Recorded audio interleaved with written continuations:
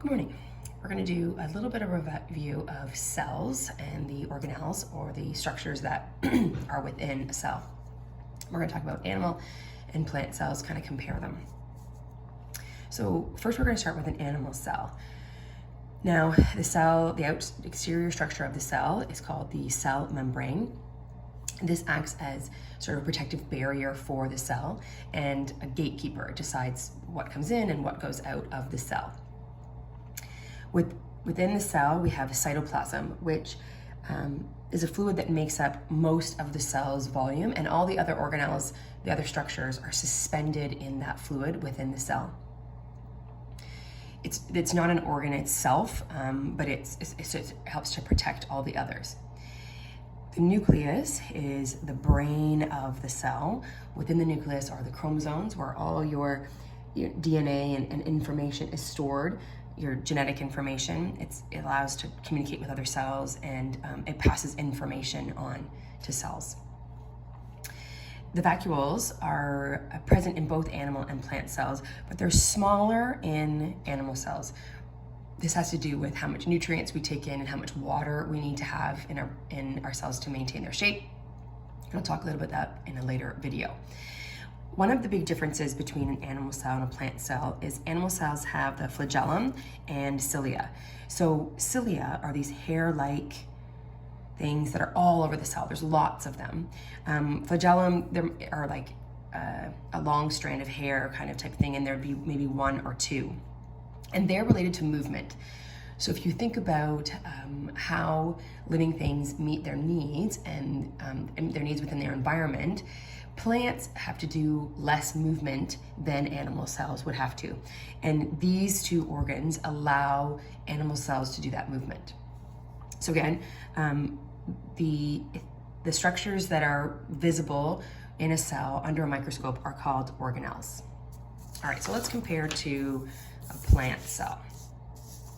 All right, so here we have our plant cell. We can see right from the very beginning, the structure is a little bit different. And so we call the sort of cell membrane the cell wall, simply because it looks like brick. But it acts the same. It's protection, it's a gatekeeper, so its role is pretty similar. We also have the cytoplasm, that fluid that makes up most of the volume of the cell, that the other organelles are suspended in for their protection. We can see we have our nucleus and our chromosomes, which again store all the information, the DNA information within the cell. Then we have the vacuole that's much larger in the plant cell. And if we think about plants and what happens when we do not water them, or they don't have enough water, they wilt. And so this is related to that turgid process, which I'll talk about in another video, where they have to hold in a lot more water to maintain their shape. Now, the biggest difference between the plant and the animal, that a plant cell has that an animal cell doesn't have, is this thing called chloroplast. So these are within the cytoplasm, and this is what allows a plant to perform photosynthesis. So it allows the plant to take in energy from the sun and turn it into fuel.